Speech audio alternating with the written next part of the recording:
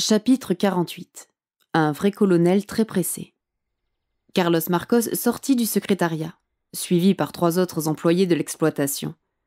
Tous étaient en combinaison de travail et équipés de hautes bottes en caoutchouc. « Bon, allez les gars, ne prenez pas de retard !» leur dit-il. Les 3 hommes à qui il venait de donner des instructions s'éloignèrent chacun dans une direction différente. « Bon je vais devoir y aller aussi », ajouta-t-il à l'intention d'Angela qui se tenait appuyée sur l'encadrement de la porte. « Bon, à l'avenir, décrotez-vous les pieds avant d'entrer. J'ai autre chose à faire que de faire le ménage après vous. Ouais, Dac, excuse, je ferai gaffe la prochaine fois. J'ai du café en préparation, tu en veux ? Ouais, vite fait, il est bientôt prêt. » Main dans les poches, Carlos regarda le ciel qui commençait à se couvrir. « Va pleuvoir, tu penses ? La météo dit que non, mais... » Une Jeep arrivant à grande vitesse détourna leur attention. Ses 4 roues bloquées soulevant un nuage de poussière, la voiture s'arrêta de justesse de l'autre côté du portail. Un militaire imposant bondit sur la terre sèche du chemin, empoigna 2 barreaux et cria. « Pierre Morageau ?»« Non !» répondit Carlos. « Je suis un employé. Pas grave.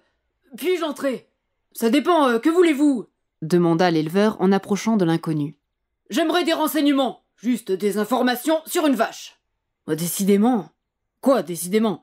Quelle vache ? Ouvrez-moi, je ne suis pas anthropophage. » Carlos regarda les galons sur les larges épaules. « Vous êtes un vrai colonel ? » « Un vrai colonel, très pressé. » Carlos fixa le pansement rouge sur l'oreille droite de l'officier. « Que vous est-il arrivé ?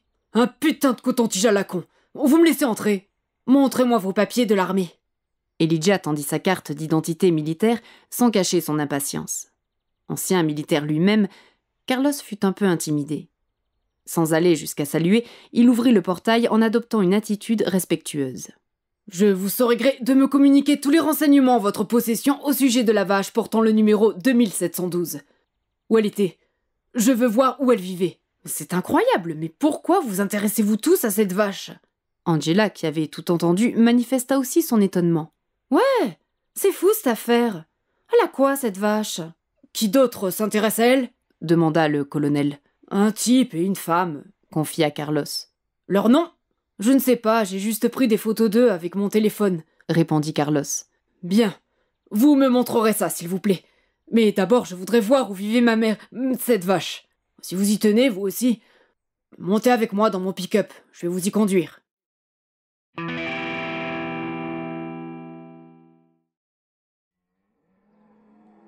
La main droite posée sur le dos de la nouvelle occupante de la place, le colonel regardait autour de lui dans la travée 17. « Combien de temps a-t-elle vécu ici ?»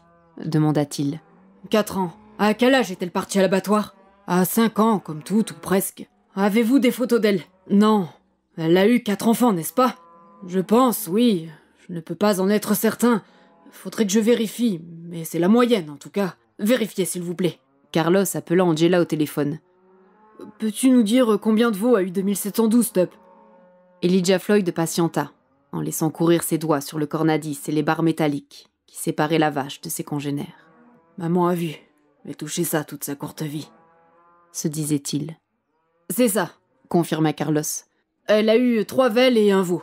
Ces filles doivent être adultes, à présent, non ? Forcément. Sont-elles séants ? Hein ? Sont-elles ici, dans ce putain de camp ? Oui. Pouvez-vous me les montrer ? Sans doute, mais j'ai du travail et ça prend du temps. Êtes-vous seul pour toutes les besognes ? Heureusement pas, mais je suis tout de même très occupé. Allez-vous me dire ce que 2712 a de particulier ? » Le colonel sortit son portefeuille et tendit 2 billets de 50 à Carlos, qui fit mine d'être gêné en les empochant. « Êtes-vous moins occupé, là ? Je viens de me libérer un peu de temps, oui. Montrez-moi ces velles devenues vaches. Elles ne sont pas toutes au même endroit. Présentez-les-moi, s'il vous plaît, de la plus âgée à la plus jeune. Que je vous présente. Oui, emmenez-moi près d'elle, quoi. » Carlos reparla dans le téléphone. « Excuse, Angela, j'aurais dû prendre la tablette, mais peux-tu me donner les numéros des veaux de 2712 ?» En attendant la réponse, il observa avec étonnement l'officier en train de humer la vache à pleine narine et la tapoter affectueusement un peu partout.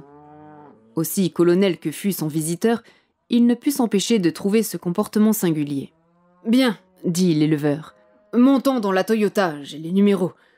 Pouvez-vous me dire ce que cette vache a de particulier pour que même sa descendance vous intéresse ? » ?»« Bien sûr que je peux, » assura simplement Elijah. Prenant ces mots pour une promesse d'explication, Carlos patienta.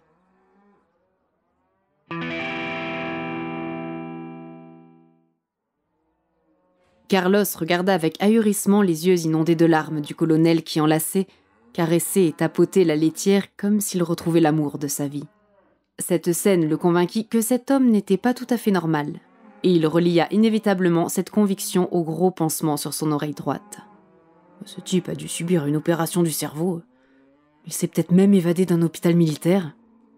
Je vais revenir très vite m'occuper de toi, promit Elijah Floyd, en parlant à la bovine, à voix basse mais distincte. Ta vie va changer. Je jure de ne pas t'abandonner. Je saurai faire montre de toute mon affection fraternelle. Ah oui, il est complètement à la masse. Pourtant, il n'est pas le seul à s'intéresser à 2712. Mais qu'est-ce qui se cache derrière tout ça ? Allons voir les deux autres, demanda le colonel après avoir pris une dizaine de photos de celle-ci. Après avoir vu et photographié les 3 filles de celle qui portait le numéro 2712, le colonel demanda s'il pouvait observer les visages de l'homme et la femme qui s'intéressaient à cette mère vache. Carlos hésita un moment à les montrer, pensant que cette information pourrait être également payante. Mais le regard dur et pénétrant du militaire le dissuada de prendre le risque de le contrarier. Elijah Floyd considéra les 2 photos sur le smartphone de l'éleveur. « Expédiez-moi cela à l'adresse mail que je saisirai dans votre téléphone. » Cela fut demandé sur un ton persuadant Carlos que mieux valait s'exécuter de bonne grâce. Il effectua la manœuvre d'envoi et tendit son appareil à l'officier.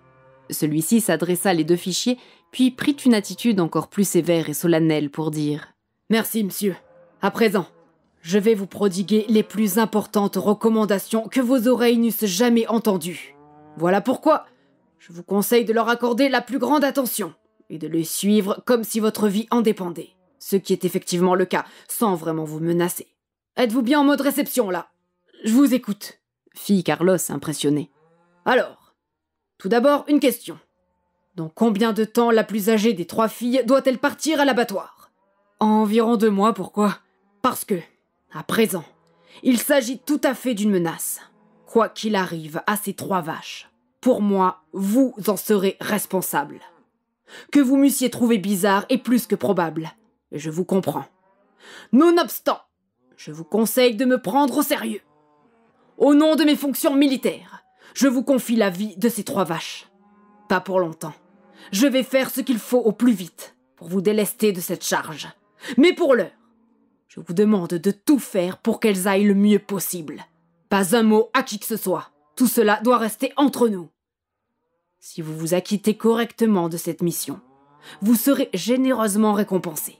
S'il arrive quelque chose de fâcheux à l'une d'entre elles, je jure d'être votre enfer sur terre.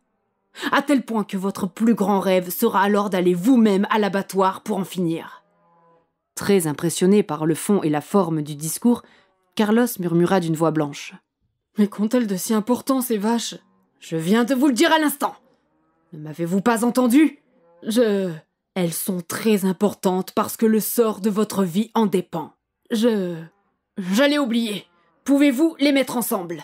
Ce sera difficile parce que... Bien, je compte sur vous pour que ce soit fait au plus vite. À présent, vous m'obligeriez en me confiant ce que ces 2 personnes vous ont demandé au sujet de la vache numérotée par vous, 2712. Je n'ai vraiment parlé qu'avec l'homme.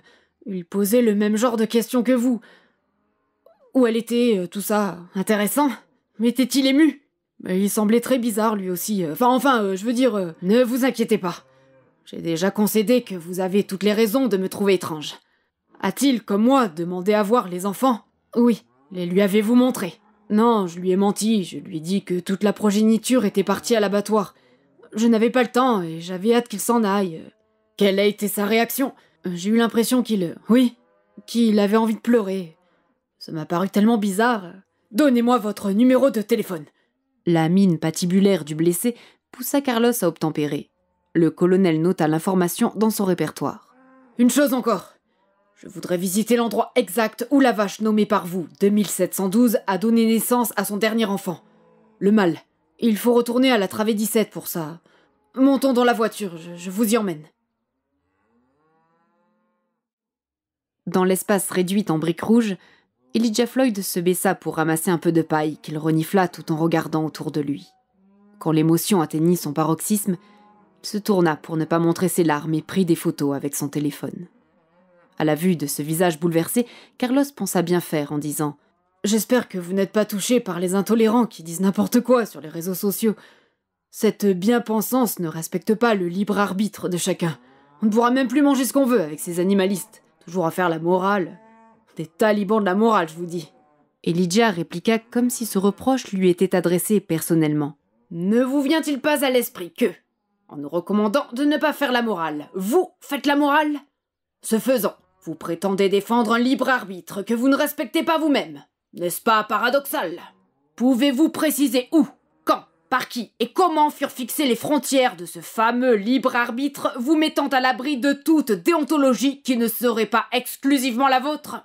Ainsi, il vous serait loisible de vous indigner pour vos propres motifs, tandis que je devrais garder par-devers moi mes propres convictions éthiques ? Par quel tour de passe-passe vous octroyez-vous le droit et la compétence de faire le tri entre les opinions qu'il serait de bon ton d'exhiber et celles qu'il serait malvenu d'énoncer ? Exprimer une conception morale ne figurant pas dans votre liste personnelle, serait vous faire offense ? N'est-ce pas vous qui êtes dans la bien-pensance arbitraire et étriquée, normative et très dogmatique de votre doxa, que vous brandissez comme un bel étendard auquel il faudrait faire un serment d'allégeance sans réserve ? C'est vous qui êtes un taliban de la morale sous votre masque de tolérance. Carlos n'eut qu'une hâte, voir partir cet étrange militaire. Je vais devoir y aller, finit par dire ce dernier. Je vous le rappelle, s'il arrive quelque chose de fâcheux à mes sœurs, je veux dire aux vaches en question, je saurai vous le faire amèrement regretter jusqu'à vous pousser au suicide. Il se peut que ce ne soit pas facile pour moi de trouver quelqu'un qui s'y connaisse pour s'en occuper. Si vous acceptez de me rendre ce service, je vous paierai pour ça. Plus que ce que vous gagnez ici.